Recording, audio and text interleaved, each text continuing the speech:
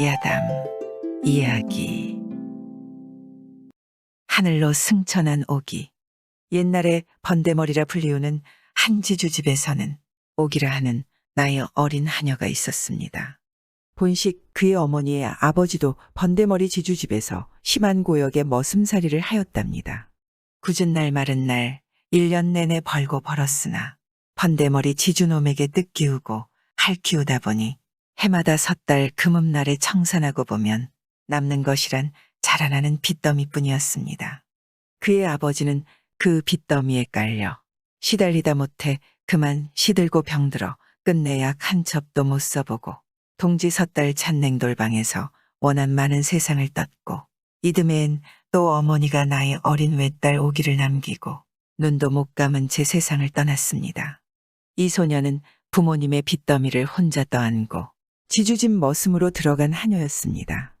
나이 어린 소녀는 지주 마누라의 벼락 같은 불호령 밑에서 벌벌 떨면서 그 나이에 맞지 않는 고된 노역살이를 하지 않으면 안 되었답니다. 워낙 지주 마누라는 그의 별명 그대로 어찌나 감대사납게 떠들어댔던지 마른 소나기라 불리우는데 이 소나기가 울기만 하면 소낙비가 아니라 이 집 하녀들의 눈물이 비오듯 쏟아진다는 것입니다. 이 눈물 속에는 소녀 오기의 눈물도 그 얼마나 흐르고 흘렀는지 모릅니다. 날에 날마다 불을 떼며 물을 깃고 힘에 겨운 연자방아도 찧어야 하거니와 큰 절구와 작은 절구로 번데머리가 호강스레 먹어야 할 갖가지 양념가루와 미식가루를 찧어야 하였으니 이 소녀에겐 밤낮도 없었답니다. 그러나 그뿐이 아니었지요. 추운 겨울마다 호돛바람에 서란풍 속에서 너털어야 하였거니와 지주집 그릇마다 먹을 것은 많았으나 어린 소녀는 작은 배를 채울 길 없어서 때로는 구정물 속 밥짓거기를 고사리 주먹으로 움켜 먹어야 하였습니다. 주림과 서름의 해와 달이 감에 따라 이 소녀한테 학대와 구박이 더욱 심해만 가던 어느 해 겨울 추운 동지달이었습니다. 번데머리와 마른 소나기가 용마루 들썩하게 다투었는데 성질이 표독하고 감때 사나운 마른 소나기는 부하김에 드러누워 일어나지 않았습니다. 번데머리 지주놈은 시애미 역정의 개 배때기를 찬다 능격으로 소녀한테 화풀이를 하던 끝에 이 눈치코치도 모르는 인정머리 없는 계집애야 내 배만 부르면 다냐. 마나님이 병이 나서 식음을 전폐하다가 잉어고기를 먹고 싶다 하는데 구해올 생각은 하지 않고 말똥말똥 보고만 있을 차비냐. 어서 가서 구해오너라 라고 불호령질 하였습니다. 그야말로 마른 하늘의 날벼락이었습니다. 잉어라니. 나이 어린 소녀는 하는 수 없이 쌀이 광주리를 옆에 끼고 대문 밖에 나섰습니다. 맵잔 눈보라는 기승을 부리는데 호돛에다 발가락이 나오는 집신을 신은 어린 몸은 오돌오돌 떨기만 하였지요. 글쎄 강물이 떵떵한 이 겨울철에 어디 가서 잉어를 구해온단 말인가 라고 걸어가고 걸어가며 자꾸만 생각해도 기막힌 일이었습니다. 소녀는 저 샘치골 옥샘물은 겨울에도 얼지 않을 것이라고 생각하였습니다. 옳지, 그리로나 가보자. 강얼음 위에서 보다 그래도 얼지 않은 물속에서 찾아봐야지. 샘치골은 이 마을에서 먼 산고비를 돌아 골짜기로 한참 들어가야만 되지요. 소녀는 눈보라를 무릅쓰고 사나운 바람에 밀릴 듯 빛을 걸음하면서도 두 다리에 꽁꽁 힘주어 간신히 샘치골에 들어섰습니다. 옥샘터에 당도하자 바구니를 땅에 내려놓고 두 팔소매를 걷고 물김이 서린 샘물의 돌밑을 하나하나 들추어 보았으나 잉어는 고사하고 고기 새끼 꼬랭이도 보이지 않았습니다. 소녀는 그만 앞이 캄캄해졌습니다. 옥샘에도 고기는 없으니 이를 어쩌나. 빈손으로 돌아가면 또 큰 봉변이 생길 게고 그렇다고 엄동설 안에 이 산골 안에서 어찌 밤을 샌단 말인가.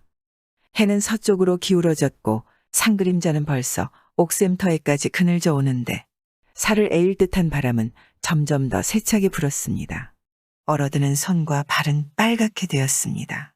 일은 안 되고 날씨는 더 추워만 오는데 소녀는 갈 데도 올 데도 없는 애타는 마음으로 어머니와 아버지를 생각하였습니다. 엄마 아버지가 계셨으면. 이런 생각을 하니 금시 돌아가신 부모가 그리워지면서 눈물이 쭉 쏟아졌습니다. 소녀는 더는 참을 수 없어서 그만 엄마 하고 목 놓아 울기 시작하였습니다. 울수록 더욱 서러워서 애통하게 우는 그 울음소리는 사람 하나 없는 산골 안에서 애처롭게 메아리칠 뿐이었습니다. 소녀는 내가 이러다가 여기서 얼어 죽고 마는가 보다 생각하면서 그래도 요행을 바라는 마음에 잉어가 옥샘에서 뛰어나왔으면 하고 옥샘을 다시 들여다보았습니다. 참 신기한 일도 있는 것입니다.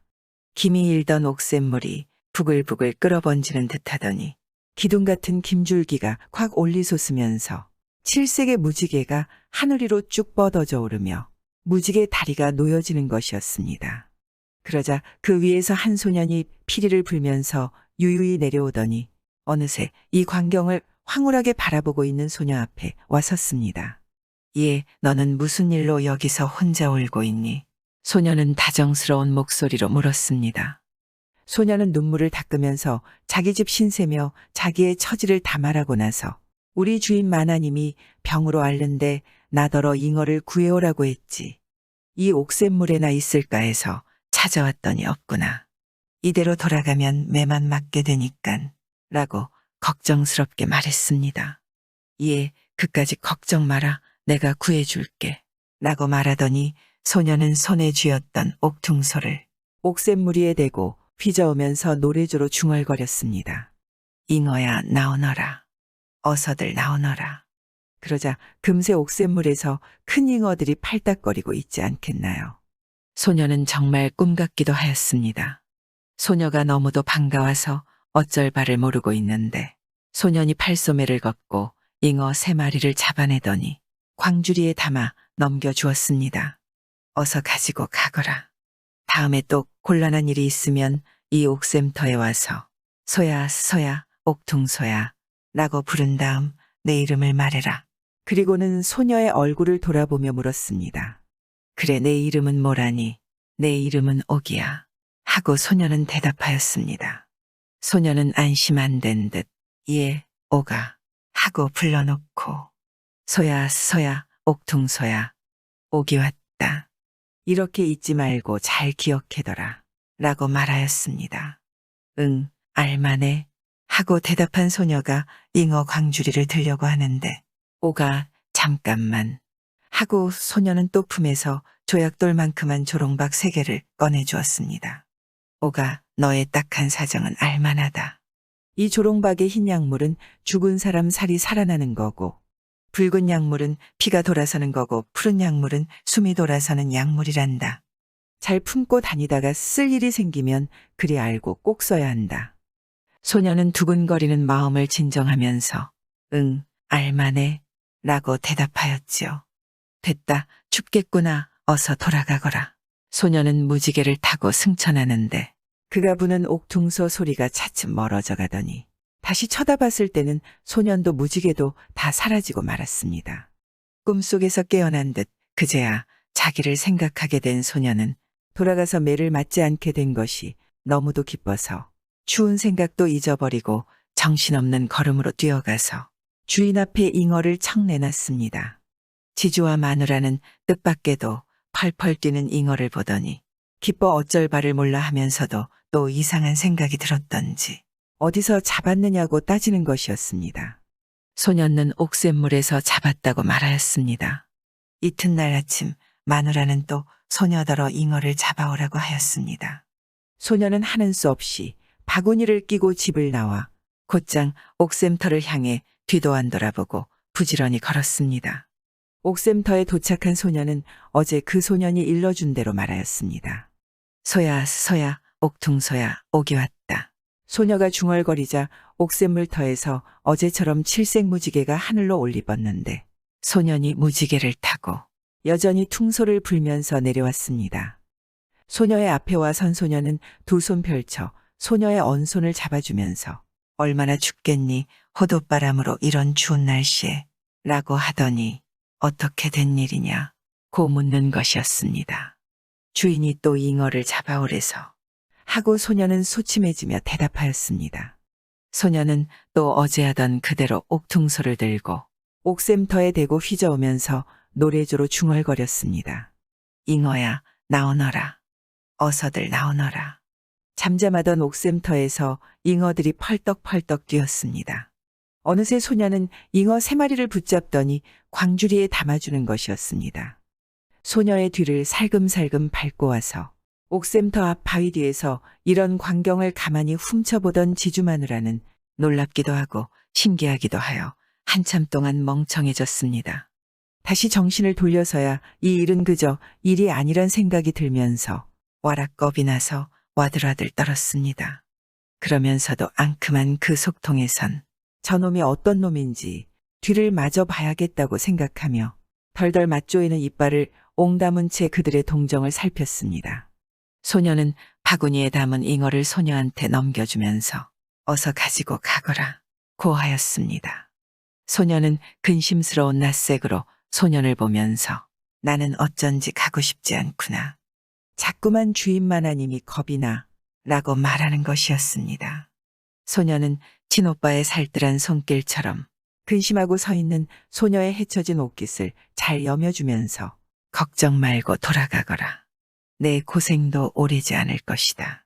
너를 못 살게 구는 그 지주와 마누라는 하늘에서 옥황상제가 진작부터 천벌을 주기로 되어 있단다. 가만히 엿듣고 있던 지주 마누라는 어찌나 놀랐던지 그 추운 날씨에도 온몸에 식은땀이 쫙 내배이는 것이었습니다. 저놈을 저놈을 당장이라도 저놈은 어떤 놈이길래 전현 계집애와 단짝이 되다니 어서 저놈부터 요절내야지. 지주 마누라는 두 손을 불끈 쥐고 소년과 소녀 모르게 제 정신없이 집으로 뛰어갔습니다.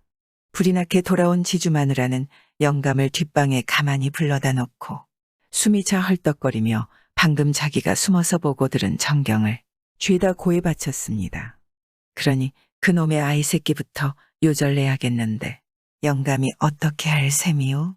하고 놓치니 말하니 영감도 울뚝울뚝 치솟는 그 벨통을 참지 못해 낯색이 불그락 푸르락하여 연신 앉은 방아를 찧었습니다. 두말할 것 없이 그놈의 아이 새끼부터 죽여버려야지. 이 일만은 머슴들 시켜선 안 돼. 이것은 집안의 비밀이니깐 라고 말한 지주 영감은 또 마누라의 귀에다 그 두툼한 입을 대고 무엇인가 한참 수군수군 귀속 공론을 하는 것이었습니다. 바로 이때 소녀가 잉어 바구니를 들고 들어섰습니다. 노치는 감때 사나운 토끼 눈을 부라리며 인연 뭐라노라고 인제야 돌아오는 거냐 하더니 무턱대고 소녀의 언손을 와락 잡아당겨 마당 맞은편에 곳간에 떠밀어 쳐놓고는 철컥 자물쇠를 잠가 놓았습니다. 그리고는 번질나게 자기 오래비 집을 찾아가서 한참 쑥떡 공론질하고 횡하니 돌아왔습니다. 곳간에 갇힌 소녀는 처음에는 겁도 났지만 이제 자기 곁에도 어선이 있다는 생각을 하니 세임과 용기가 생겨 발을 동동 구르면서 문 열어줘요, 문 열어줘요 하고 새된 소리를 치다 못해 작은 두 주먹으로 곳간문을 탕탕 두드렸습니다. 뒷방에서 영감과 수군덕거리고 있던 지주 마누라는 곳간문을 향해 요 대질려나 왜 잠자코 있지 못하고 행악질이냐 하고 울러매는데 소녀는 여전히 곳간문을 두드리며 발을 구르면서 문 열어줘요, 문 열어줘요 하고 외치다 못해 그만 서럽고 분한 생각에 목 놓아 울면서 엄마, 아버지 하고 서럽게 울었습니다. 소녀의 울음소리에 이 집 하녀들도 그만 목이 메어 눈물만 흘릴 따름이었습니다. 이때 지주 마누라가 충동질하여 떠나보낸 오래비와 악패무리는 줄다름질로 옥샘터에 다다랐습니다. 그들은 지주 마누가 시켜주던 그대로 소야 소야 옥퉁소야 옥이 왔다 고 외웠습니다. 과연 김이 솟는 옥샘물이 끌어번지는 듯하더니 기둥 같은 김줄기가 고추 올리 솟으면서 실색에 눈부신 무지개가 하늘 위로 쭉 뻗어 올라가는 것이었습니다. 찬란한 무지개의 다리가 놓여지자 번쩍번쩍 빛나는 금빛 옷을 떨쳐 입은 한 옥동자가 피리를 불면서 내려오는 것이었습니다. 이거 원 별난 놈의 애도 보는구나 하고 악패들이 어리둥절해 서 있는데 소녀는 어느새 옥샘물터에 내려와서 미간을 찌푸리면서 당신들은 무슨 일로 왔어요? 하고 물었습니다. 이땐 노리고 힘센 한 놈이 소년을 향해 주먹으로 냅다 갈기자 소년은 찍소리도 못하고 그 자리에 코피를 흘리며 쓰러졌습니다. 그러자 곁에 놈들도 달려들어 발길로 차며 밟고 하여 소년을 죽여버렸습니다. 그 악패들이 자기들 할 일을 다 했다고 시름 놓고 돌아서려 할 때였습니다. 갑자기 사납게 불어오는 바람이 먹장 같은 구름을 몰아오더니 맑은 하늘이 금시로 캄캄해지는 것이었습니다. 그러자 검은 하늘이 두 동강으로 갈라지는 듯 산천을 들었다 놓는 으르릉 퉁탕하는 뇌성병력과 함께 악패놈들은 모두 벼락을 맞아 그 자리에서 피를 토하고 늘어져 죽고 말았습니다. 그러자 하늘은 아무 일도 없는 듯이 맑아졌습니다. 지주마누라는 한 무리의 악패들을 옥샘터에 보내놓고는 안절부절 마음 놓을 수 없었습니다. 그간 곳간문 자물쇠를 열고 고엄치고 있는 소녀를 끌어내온 다음 서슬이 댕댕하여 울러댔습니다. 이 망할 년 계집애야. 왜 울어대며 야단법석이냐. 저녁 감새가 없는데 얼른 가서 잉어나 잡아오너라. 소녀는 소녀대로 생각한 바 있어 시키는 대로 바구니를 끼고 대문을 나섰습니다. 옥샘물터에 다다른 소녀의 눈앞에는 이게 웬일일까요? 너무도 놀라운 전경이 펼쳐져 있는 것이 아니겠습니까? 여러 놈이 피를 토하고 죽어 자빠졌는데 옥샘물가에는 온몸이 피운적으로 낭자한 소년의 죽은 시체도 있는 것이었습니다. 소녀는 그만 참지 못해 그 시체를 끌어안고 엉엉 슬프게 목 놓아 울었습니다.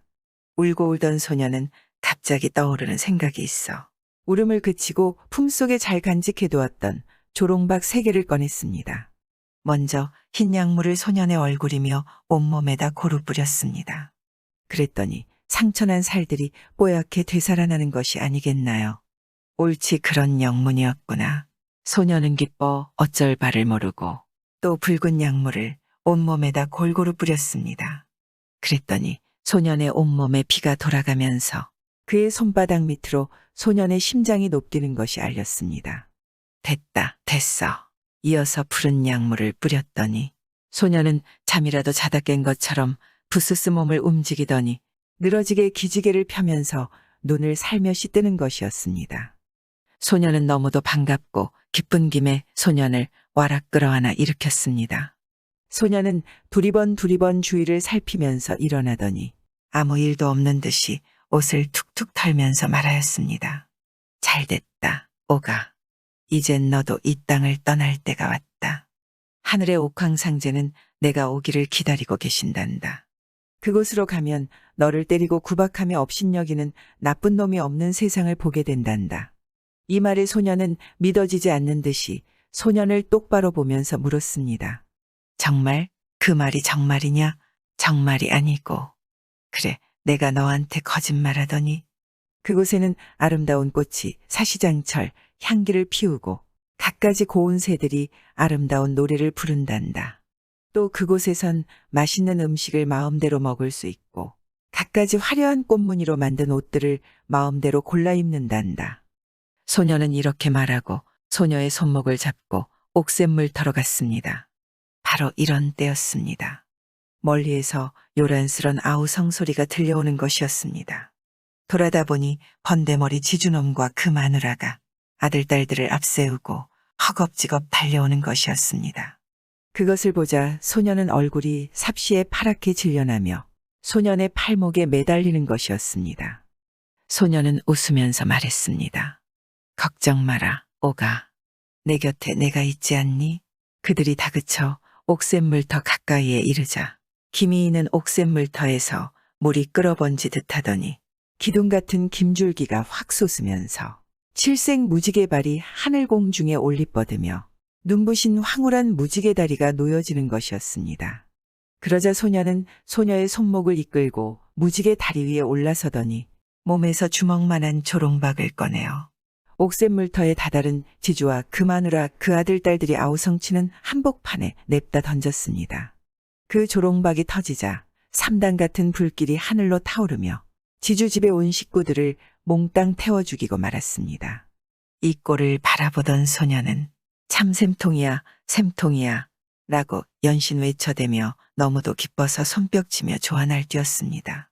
소녀는 마치 지상에선 아무런 일도 없었던 듯이 태연하게 기뻐하는 소녀를 앞세우고 무지개 다리 위로 올라가면서 전과 다름없이 옥퉁소를 불고 불었습니다. 지주집에서 고생하던 오기는 소년과 함께 무지개를 타고 승천하였습니다. 서방님, 그럼 첫날 밤을 길게 사랑을 나눠요.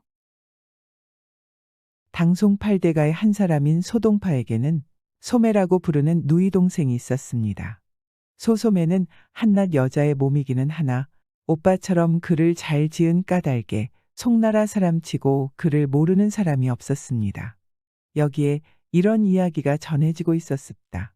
어느 하루 소동파가 누이 동생과 한담을 하다가 무심간에 그의 얼굴을 눈여겨보더니 슬쩍 농을 걸었습니다. 소매야, 우리 오늘 심심한데 글짓기를 해보는 게 어떠냐? 오빠야, 나라에서도 손을 꼽는 문인이신데 제가 어디 될까요? 그렇지만 오빠가 하자는데 어찌 마다하겠어요? 그럼 내 한 구절 먼저 읊지. 오리행인 심리가 아니라 바깥에서 가는 사람을 심리 안쪽에서 보고 있구나. 오목하게 패어 들어간 내 눈을 두고 지은 글인데 이만하면 괜찮게 되었겠지?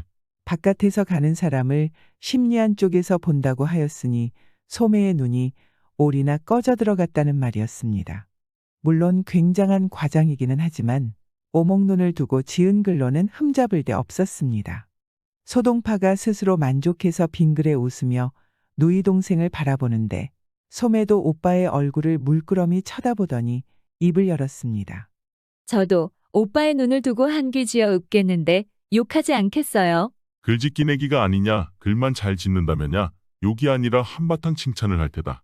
어서 읊으려무나. 건열로 하금 연락이라 작년에 흘린 눈물이 올해에야 떨어졌도다. 오빠, 이누이 동생의 글재간도 이만하면 괜찮지요? 소동파가 들어보니 과연 잘된 글이었습니다. 작년에 흘린 눈물이 올해에야 떨어졌으니 자기의 눈이 오리가 아니라 몇십리 몇백리나 우묵하게 패어 들어간 셈이 되었습니다. 그러니 그 형상도 자기 글보다 더 잘 그렸고 과장도 자기 글보다 썩 잘하였습니다. 이에 소동파는 그만 누이 동생의 글재간에 탐복하여 내가 졌다. 내가 졌어. 하고 웃고 말았다 합니다. 이와 같이 소소매가 글에 능하다 보니 그 가문에서 도 글자라는 선비를 사위로 맞아들이려 하였습니다. 그래서 수소문하던 끝에 진서유라는 사람과 혼약을 정하였습니다. 진서유는 소동파하고도 익히 아는 사람이라 비록 성례를 이루기 전이었지만 소매네 집에 자주 놀러 오곤 하였습니다. 어느 하루 소매는 진서유가 왔다는 말을 듣자 그를 별당으로 청하였습니다. 본시 성미가 호방한 소소매는 진서유를 만나보고 손수 그의 글재간을 떠보리라 마음먹었습니다.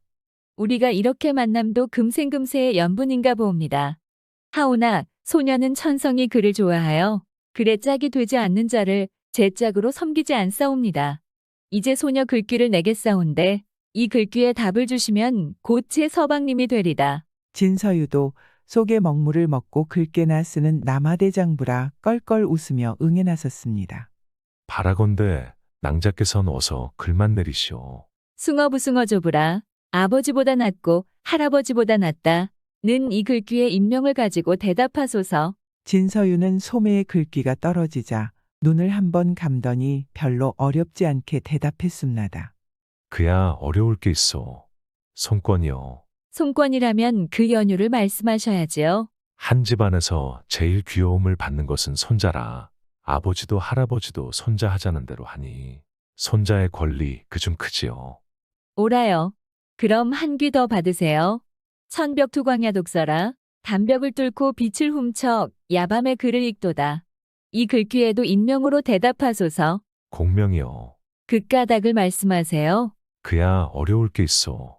벽에 뚫린 구멍으로 들어온 광명이니 그것이 공명이 아니겠소. 소매가 글귀를 받아보니 과연 듣는 말과 같이 진서유는 글에 능한 사람이라 매우 기뻐하며 엎드려 절을 올렸습니다.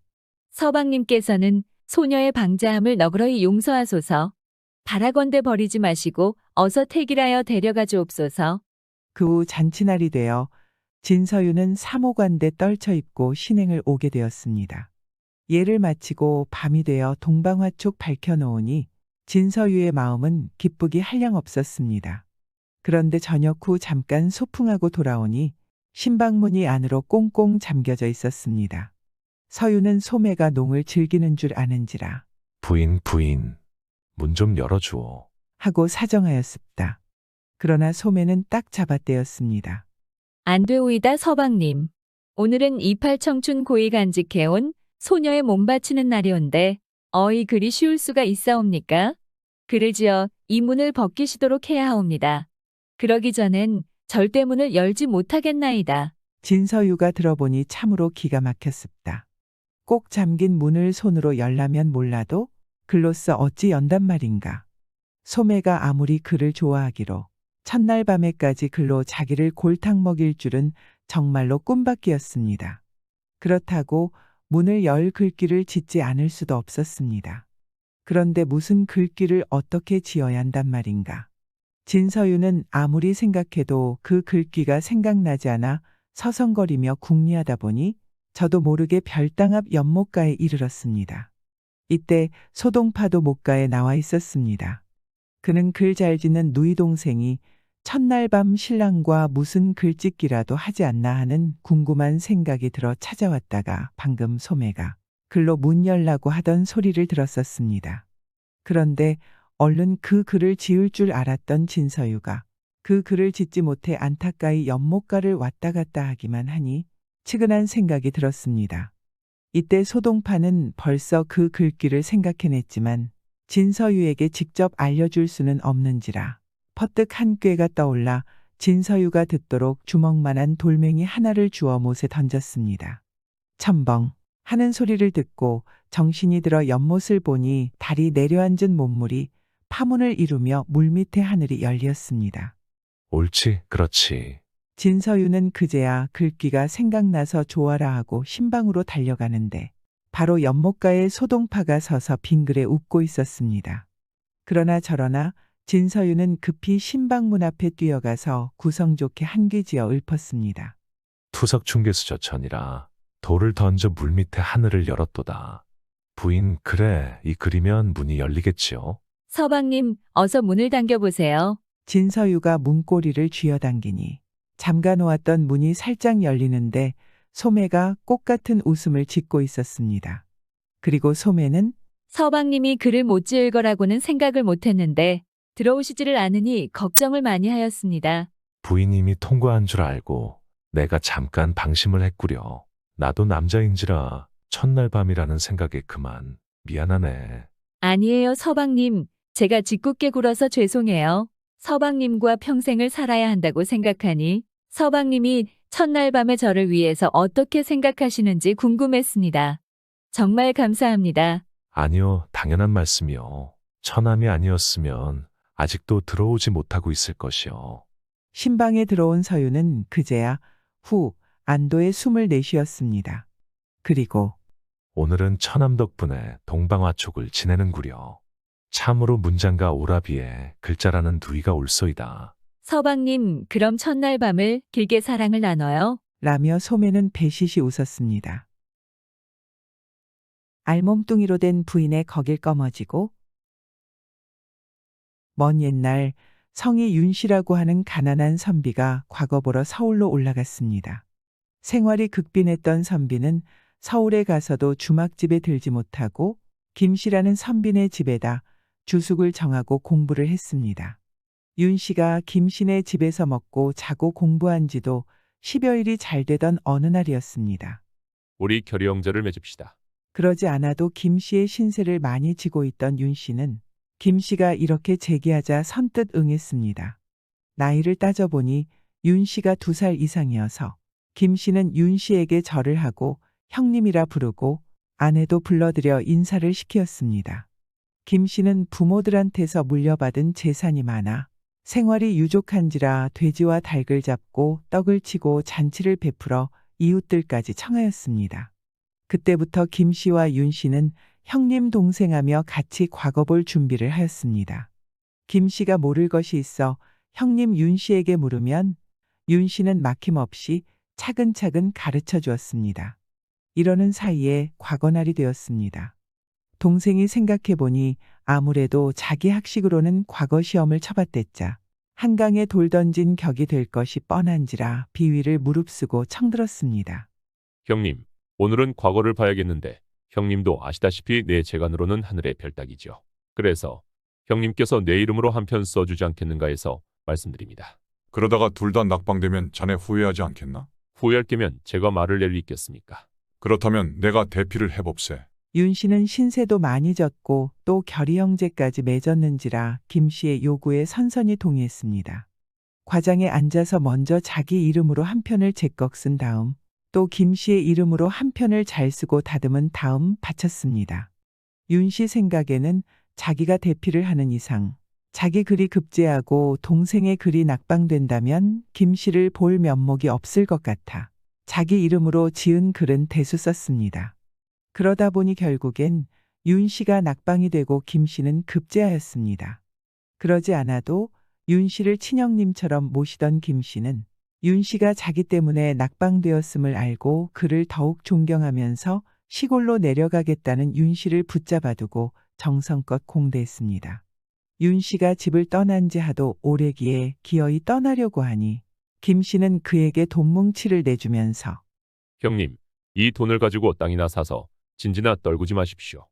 그리고 어려운 일이 있으면 주저마시고 아무 때나 올라오십시오. 하고 진심으로 말했습니다. 집에 돌아온 윤 씨는 부모님들이 연로하신 데다가 불치의 병에 걸려 김 씨가 준 돈을 몽땅 쓰고도 나중에는 논밭까지 팔아서 약을 썼습니다. 그러나 백약이 무효하여 부모들은 돌아가고 윤 씨는 빈털터리로 나앉게 되었습니다. 부모들의 3년째까지 지내자 윤 씨는 하는 수 없이 동생한테 가서 돈푼이나 얻어다 줄인 배를 달래려고 서울로 떠났습니다. 며칠 동안 걸어 서울에 거의 당도한 윤 씨는 너무 지쳐서 길 옆에 있는 고목나무 밑에 앉아 다리도 쉴 겸 잠깐 눈을 붙이었습니다. 그런데 웬 말 탄 사람이 달려오더니 윤 씨 앞에 와서 멎어섰습니다. 형님, 오래간만입니다. 윤 씨가 보니 그가 바로 자기가 찾아가는 동생이었습니다. 그런데 그는 3년이 지난 사이에 아주 몰라보게 변했었습니다.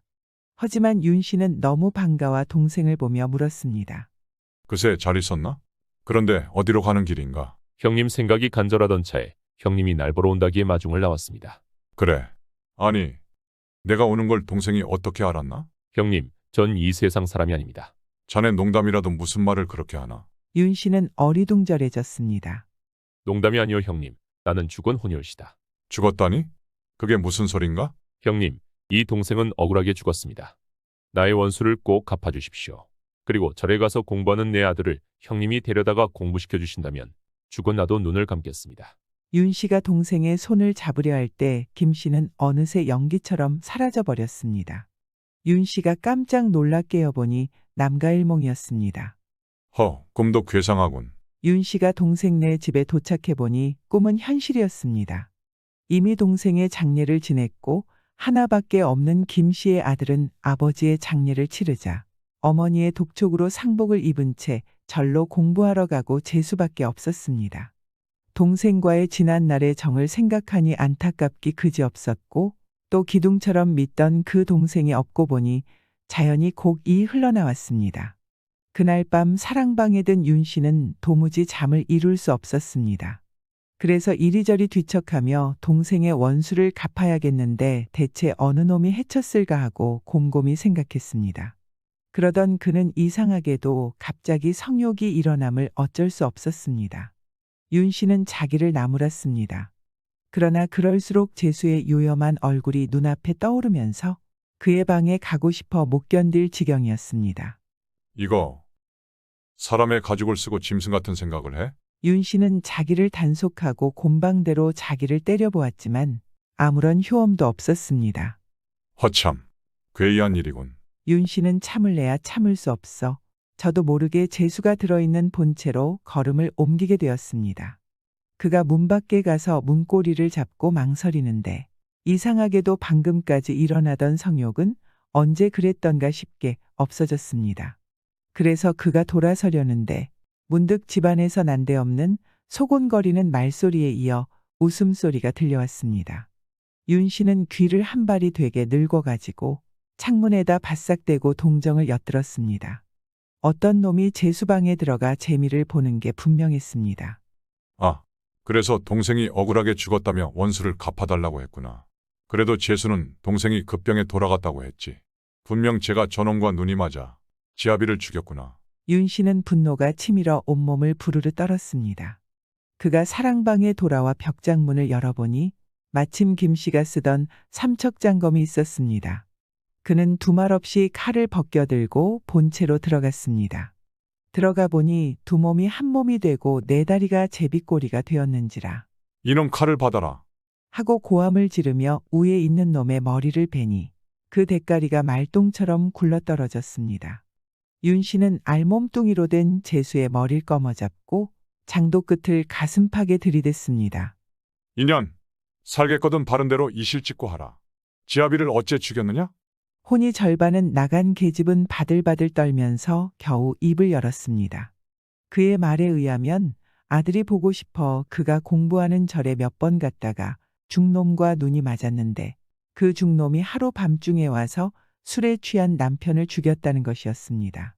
녹이 충천한 윤 씨는 그년을 보고 인연, 내년이 꼬리를 치지 않았다면 중놈이 어찌 내 시래까지 들어올 수 있었겠느냐? 더구나 아들 낳고 살던 지아비의 시체가 식기도 전에 지아비를 죽인 철천지 원수놈을 끼고 희희락락거리니 내년이 어찌 살기를 바랄소냐. 하고 칼을 쿡 박아 후원 연목에다 던졌습니다.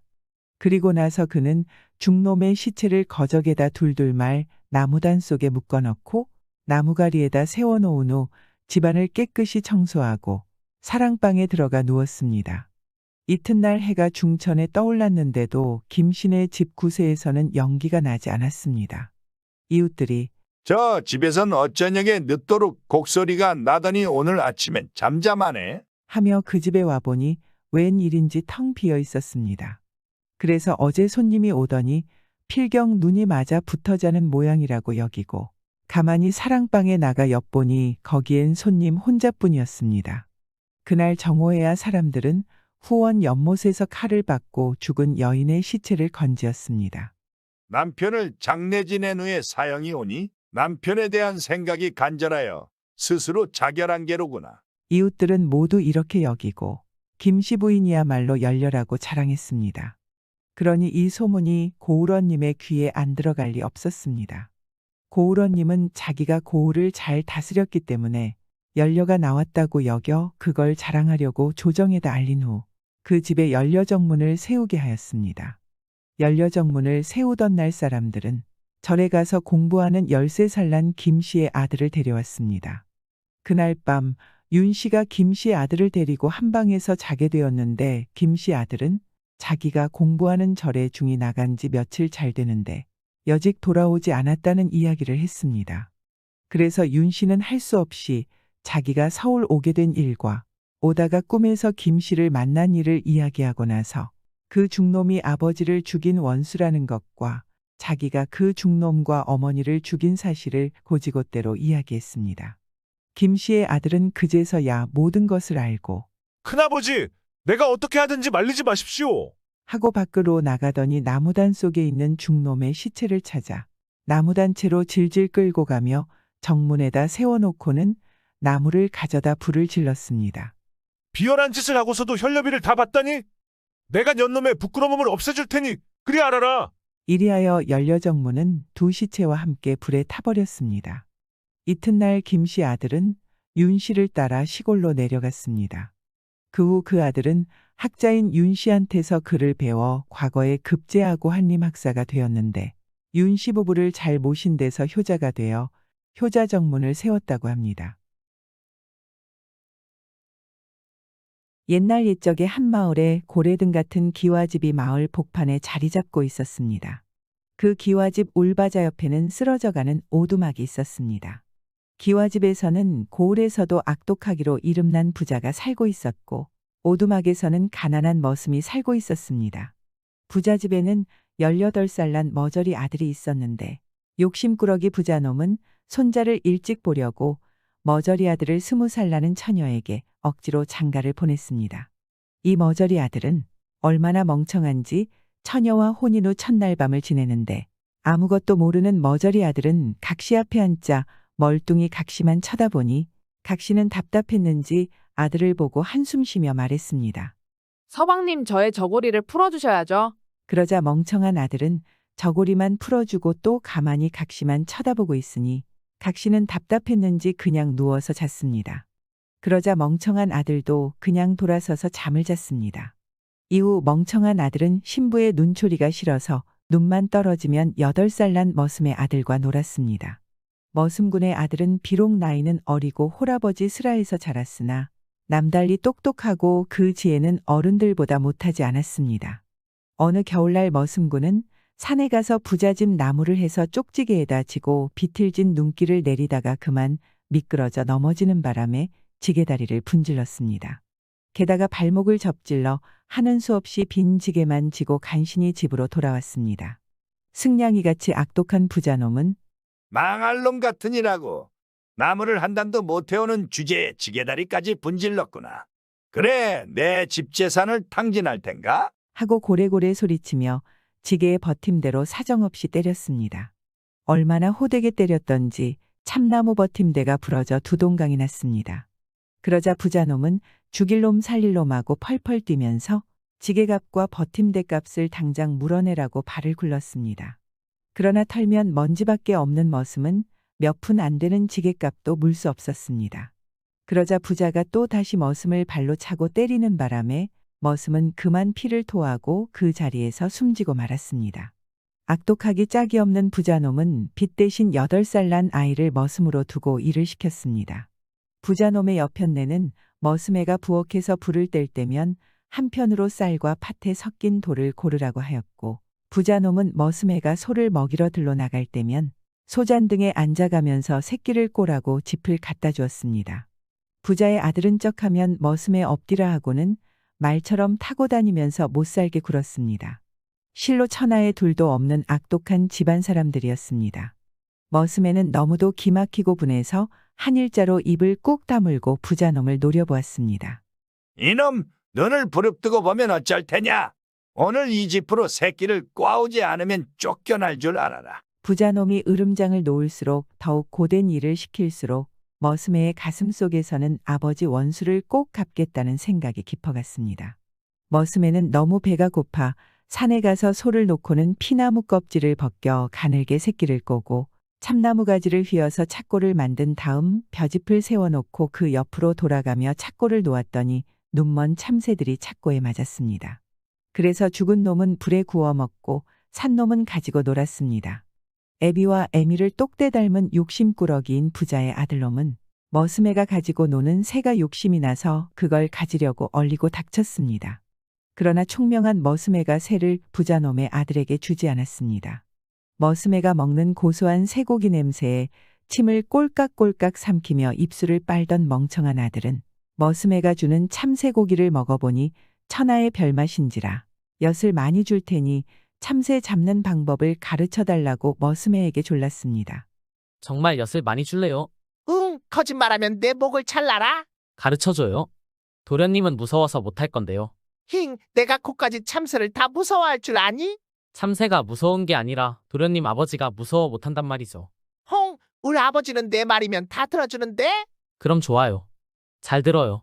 이제 집으로 가서 아버지가 있는가 보고 아버지가 없을 때 가만히 광문을 활짝 열어놓으란 말이에요. 그러면 수천 마리 참새가 날아들어가서 곡식을 먹을 겁니다. 그때 살금살금 가서 제껏 광문을 닫는단 말입니다. 야, 정말 그럴듯한데? 그런 다음에 바람구멍에다 마른 벼짚을 틀어막고 거기에다 불을 달아놓는단 말입니다. 그러면 연기가 광 안에 꼴딱 차서 새들이 연기를 먹고 취해 땅바닥에 뚝뚝 떨어진단 말입니다. 그러면 큰 자루를 가지고 들어가서 빗자루로 쓸어 담으면 힘도 안 들이고 단번에 수천 마리를 잡을 수 있는데, 그러면 도련님은 1년 내내 쇠고기만 먹어도 됩니다. 야, 그거 참 묘한 방법인데 넌 정말 골이 좋구나. 근데 내가 시켜줬단 말을 해선 안 됩니다. 그리고 엿을 꼭 많이 줘야 합니다. 부자놈의 아들은 입이 한 방만 해서 집으로 뛰어갔습니다. 마침 이웃마을 잔치집에 가서 공짜 술을 잔뜩 퍼마시고 집에 돌아온 그의 아버지는 술에 취하여 구들장이 들썩들하게 코를 골고 있었습니다. 잔치집에 간 부자의 여편네는 아직 집에 돌아오지 않았습니다. 부자의 멍청한 아들은 너무 좋아서 고양이 걸음으로 사랑방에 들어가 아버지 괴춤에서 열쇠를 끄집어내다가 광문을 활짝 열어놓고 벼가마니와 조마대를 되는 대로 해져놓았습니다. 그리고 멀찍이 피해서 이제나 저제나 하고 그쪽을 지켜보고 있었습니다. 이윽하여 참새 몇 마리가 짹짹거리며 들락날락하더니 수많은 참새들을 불러가지고 광 안으로 날아들었습니다. 그러자 부자의 멍청아들은 싱 달려가 광문을 쾅하고 닫았습니다. 그는 새들이 광문을 밀고 나올까봐 땀을 뻘뻘 흘리며 문을 밀고 있다가 광 안에서 짹짹거리며 푸드득 날아다니는 참새 소리를 듣고서야 정신이 번쩍 들어 자물쇠를 잠근 후 벼집단을 가져다 공기통을 틀어막았습니다. 그리고는 집으로 달려가 불덩이를 가져다가 구멍을 틀어막은 벼집 속에다 넣고 키를 가져다가 키질을 하니 불은 삽시의 지붕형에 달려 삼단 같은 불길이 솟았습니다. 그걸 본 부자집 아들은 더럭 겁이 나서 제 방으로 뛰어들어가 이불을 뒤집어 쓰고 자는 척했습니다. 그 사이에 활활 타오르는 불길은 바람을 일구며 더욱 세차게 타서 부자가 자고 있는 집까지 번졌습니다. 불이야? 불이야? 사람들이 소리치며 달려왔을 때는 용마루가 거의 물러앉을 때였습니다. 술에 잔뜩 취하여 꼬꾸라졌던 부자놈은 매캐한 연기에 숨이 막혀 캑캑거리다가 눈을 떠보니 사방이 뻘건데 눈을 뜨고서도 어디가 어딘지 분간할 수 없었습니다.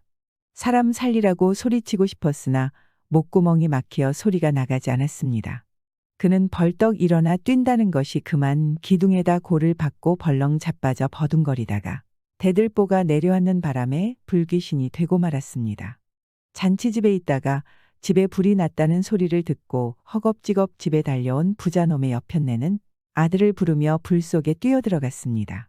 그의 아들은 불붙은 이불을 뒤집어 쓰고 벌벌 떨고 있었습니다. 그가 이불을 벗기고 아들을 끌어안으니 멍청한 아들은 다짜고짜 어머니의 목을 끌어안고 놓아주질 않았습니다. 그때 용마루가 내려앉는 바람에 악독한 부자놈의 여편네와 멍청한 아들은 불 속에서 타 죽고 말았습니다. 다행히도 신부는 사정이 있어 친정으로 간 상태여서 신부만은 살았다고 합니다. 하늘을 봐야 별을 따줘 서방님. 옛날 한 작은 고을에 한 선비가 살고 있었습니다. 선비는 슬하에 아들 하나를 두고 아내와 의좋게 지냈습니다. 그러다 갑자기 아내가 득병을 하여 세상을 등지게 되었습니다. 그 선비는 어린 것을 데리고 살아가기 어렵게 되어 후시를 맞이했습니다. 선비는 후시를 맞이하긴 했지만 전처랑과의 관계가 너무 좋았어서 한동안 후실과는 같이 잠자리를 갖지 않았습니다. 후처도 선비의 마음을 이해한지라 한동안 방을 따로 썼습니다. 한동안 따로 지내다 보니 선비도 다시 외롭기 시작했고 아들 하나만 있는 것이 마음이 걸렸습니다. 형제가 있었으면 하는 바램도 가졌습니다. 그래서 후처에게 말을 하였습니다. 아들 하나만 있는 것이 마음에 걸리는구려. 라고 말하자 후처는 서방님, 하늘을 봐야 별을 따져. 걱정하지 마세요. 이후 후처는 이 집에 들어와 같이 합방한 후 14달 만에 옥과 같은 아들 하나를 낳았습니다. 후처의 마음은 비단같이 고운 사람이었습니다.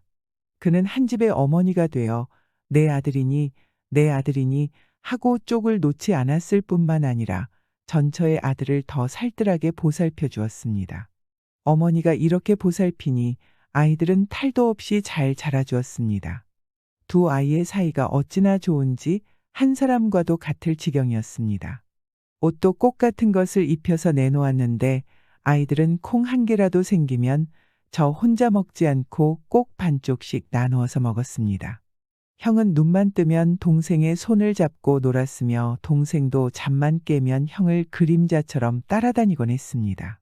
아이들이 얼굴 붉히는 일도 없고 싸우는 일도 없이 의좋게 지내니 부부 사이도 남달리 화목했습니다. 세월이 흘러 큰 아이가 13살이 되고 작은 아이도 10살을 넘겼을 때였습니다. 그래도 형은 어릴 때처럼 동생의 손을 잡고 다녔으며 동생도 한시도 형에게서 떨어지지 않았습니다. 그런데 어느 하루는 뜻하지 않은 일이 생겼습니다. 두 형제가 동리에 나가 이웃에 사는 아이와 놀았습니다. 아이들이라 장난삼아 서로 밀고 당기는 놀이를 하고 놀고 있었습니다. 그런데 슬쩍 밀쳐놓은 것이 그만 이웃집 아이가 나가 떨어지며 정신을 차리지 못하게 되었습니다. 아이의 집에서는 펄쩍 뛰며 가만히 있지 않았습니다. 그 집에서는 이 일을 관가에 소송하였습니다. 관가에서는 소송을 받고는 두 아이를 잡아들였습니다.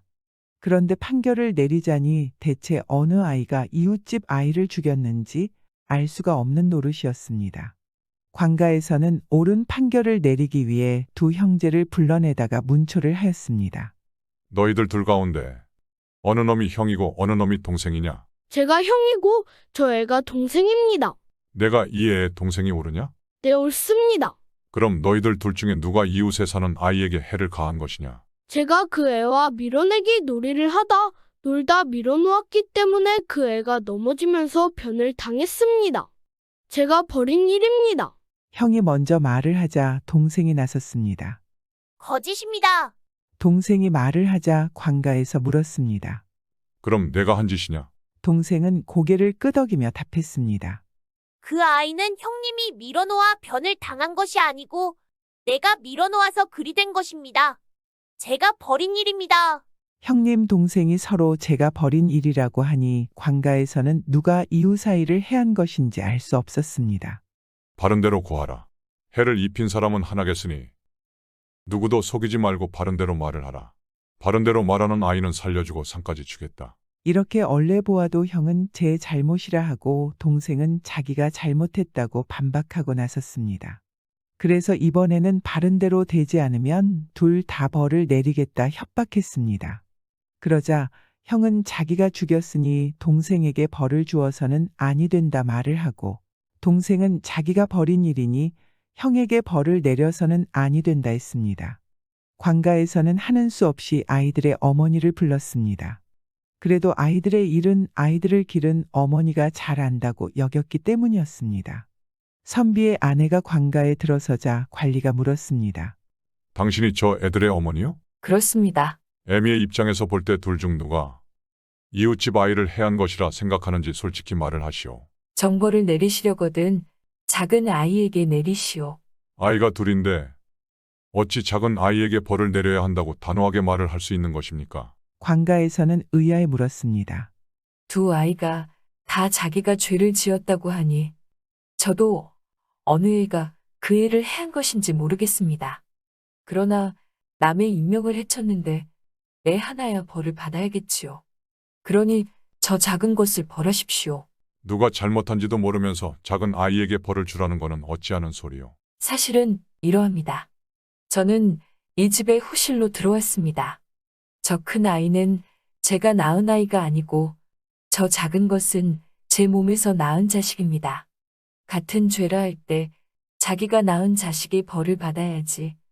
어머니까지 없는 아이에게 벌을 받게 하면 제가 저승에 가더라도 저 애의 어머니를 무슨 면목으로 대하겠습니다.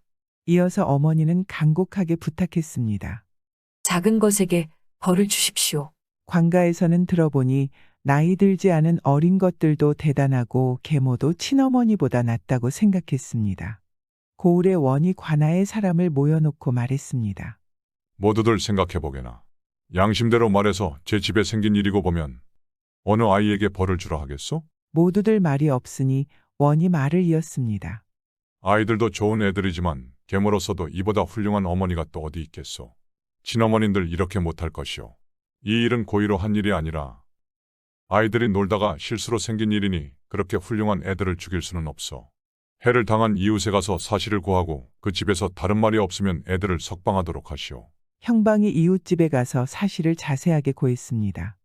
아이들이 놀다 고의도 아니고 우연히 생긴 일인데 그토록 좋은 애들이 그토록 훌륭한 어머니 품에서 자라게 내놓는 것이 어떠하오? 이웃 사람은 눈물을 머금고 형방을 보며 말했습니다. 내 아들이 화를 입어본 김에 사실도 알아보지 않고 상소했는데 전후 사실을 듣고 보니 과연 천하에 다시 없는 훌륭한 어머니의 훌륭한 자식들입니다. 놓아주시오. 그렇게 훌륭한 아이들이 훌륭한 어머니 품에서 자라는 걸 보기가 소원입니다. 관가에서는 두 아이를 석방했습니다. 두 집은 친형제처럼 지내고 두 아이는 이 집 자식처럼 이 집을 드나들고는 했습니다. 두 형제는 이웃에 사는 집, 아버지, 어머니를 보고 큰아버지, 큰어머니 하며 친부모처럼 가깝게 지냈습니다. 그러니 이웃에 사는 집에서도 그 애들을 제 자식과 같이 생각했습니다. 떡부스러기 한 줌에 돈자루를. 옛날에 돈 많은 부자 양반과 그 집에 머슴 사는 총각이 있었습니다. 부자는 돈 모으는 걸 낙으로 삼고 커다란 자루에 돈을 넣어두고 허구한 날 돈만 들여다보며 살았습니다. 돈자루에 돈이 점점 불어가는 것을 낙으로 삼고 입만 떨어지면 돈 하고 눈만 떨어지면 돈자루부터 찾고 행여 누가 훔쳐갈세라 잘 때도 돈자루를 베고 자고 이러면서 살았습니다. 이렇게 돈 하면서 사니까 자연히 인색할 수밖에 없었습니다. 한 푼이라도 아끼려고 별의별 짓을 다해 머슴에게 밥을 준다는 것이 쌀이 아까우니까 강냉이로 떡을 만들어주는데 그것도 많이 주는 게 아니라 하루에 딱 3개, 아침에 하나, 점심에 하나, 저녁에 하나씩 주고 말았습니다. 더러 머슴이 몸이 아파서 일을 못하는 날에는 그나마 강냉이 떡도 주질 않았습니다. 그만큼 인색했습니다. 이러니 머슴은 강냉이 떡에 목을 매고 그저 그것 아니면 죽는 줄 알고 살았습니다. 부자가 돈 모으는 것처럼 강냉이 떡을 모으는데 끼니 때마다 떡부스러기 떨어지는 것을 주어서 볕에 바짝 말려가지고 자루에다 넣어뒀습니다. 부자가 그러는 것처럼 잘 때도 떡자루를 끼고 자고 눈만 떨어지면 떡자루를 들여다보면서 자루에 떡부스러기가 점점 모이는 걸 낙으로 삼고 살았습니다. 부자는 머슴이 떡부스러기를 모으는 것을 보고 박장대소를 하면서 비웃기를 이 어리석은 놈아 그깟 떡부스러기를 모아서 어디에 쓰겠다는 거냐. 그것 한 자루 다 채워야 돈 한 푼만 하겠느냐 라고 말하였습니다. 그러나 머슴은 그러나마나 떡부스러기를 모아서 한 자루를 다 채웠습니다. 그런데 그해 여름 장마 때 비가 너무 많이 왔습니다. 많이 와도 이만저만 온 게 아니고 아주 하늘에 구멍이 뚫린 것처럼 왔습니다. 한 달 내리 비가 쏟아붓는데 처음에는 논밭이 물에 잠기더니 다음에는 길이 잠기고 그 다음에는 집이 물에 잠겼습니다. 이렇게 되니 온 동네 사람들이 산 꼭대기로 피난을 갔습니다. 물을 피해 산으로 올라가는 사람이 집을 떠매고 갈 수가 있나. 집집마다 제일 귀한 것 하나씩만 메고 지고 갔습니다. 부자와 머슴도 피난을 갔는데 부자는 돈자루가 제일 귀하니까 돈자루를 짊어지고 가고 머슴은 떡자루가 제일 귀하니까 떡자루를 짊어지고 갔습니다. 산꼭대기에 올라가서 자리를 잡고 앉았는데 하루 이틀이 지나도 물이 줄어들 기미가 안 보였고 사흘 나흘이 지나도 그대로였습니다. 그러니 당장 급한 게 먹을 것이었습니다. 머슴은 떡자루에서 떡부스러기를 한 줌씩 꺼내어 맛있게 먹는데 부자는 돈자루에서 돈을 꺼내 먹을 수는 없는 노릇이었습니다. 부자는 머슴 옆에 앉아서 떡부스러기를 한 줌 나누어 주기를 기다렸지만은 머슴은 주인이 배를 고른 걸 아는지 모르는지 저 혼자만 먹었습니다. 그것 좀 달라고 하자니 주인 체면이 말이 아닐 것 같고 그래서 배고픈 걸 참고 견뎠습니다. 그런데 하루가 지나니까 부자 뱃속에서는 꼬르륵 소리가 진동을 하고 눈앞이 흐릿흐릿해지는데 이러다가는 굶어 죽을 것 같았습니다. 자기 앞에서는 머슴이 떡자루를 끼고 앉아 떡부스러기를 얌얌 소리까지 내어가며 먹는데 그걸 보니 눈이 뒤집힐 지경이었습니다. 이 지경이 되면 체면이고 뭐고 차릴 것이 없지 생각하고 실없는 웃음까지 슬슬 흘려가며 머슴한테 빌붙어서 예, 그 떡부스러기 한 줌만 다오. 그랬더니 머슴이 눈을 휘둥그렇게 뜨고 한다는 소리가 아, 영감님 같은 양반님도 이런 걸 다 잡수십니까요? 이런 것은 천한 우리나 먹는 줄 알았는데요. 하고는 줄 생각을 안 했습니다. 양반이라고 못 먹는 것이 있다더냐? 그러지 말고 좀 다오. 내 떡값으로 돈 한 양을 주마. 그래도 머슴은 줄 생각을 하지 않았습니다. 돈이 적어서 그러는 게로구나. 있다. 단양을 주마. 떡부스러기 한 줌에 돈 단양이면 그게 어디 적은 돈이냐? 그래도 머슴은 거들떠볼 요량조차 하지 않았습니다. 좋다, 좋아. 내 큰맘 먹고 10량을 주마.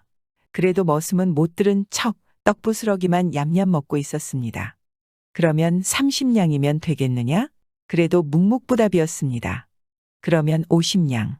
논 한마지기 갑시다. 그래도 묵묵부답이었습니다. 그러면 100량. 그러면 1000량. 그래도 대답이 없었습니다. 1000량을 준다는데도 싫다니 무슨 방도가 있나 생각하고 할 수 없이 쫄쫄 굶으며 하루를 더 보냈습니다. 그 다음 날이 되니 부자는 더는 못 견딜 지경이 됐습니다. 배는 고플 대로 고파서 창자가 뒤틀리고 눈앞에 헛것이 왔다 갔다 하는데 이러다가는 곧 숨이 넘어갈 것 같았습니다. 그런데 옆에서는 머슴이 입맛까지 다셔가며 떡부스러기를 얌얌 먹고 있으니 이건 뭐 미칠 지경이었습니다. 그래서 부자가 돈자루를 통째로 머슴에게 갖다 안기면서 싹싹 빌었습니다. 아이고 얘야, 이 돈자루 다 줄 테니 제발 그 떡부스러기 한 줌만 다오. 그제야 머슴이 못 이기는 척 돈자루를 받고 떡부스러기를 집어주었습니다. 부자는 애지중지하던 돈자루를 제 입으로 돈 한 푼보다 못하다고 한 떡부스러기 한 줌하고 바꾼 셈이었습니다. 다음 날 마을에 물이 빠져서 다시 돌아갈 수 있게 되었습니다. 그런데 머슴은 돈자루를 갖고 다른 마을로 갔습니다.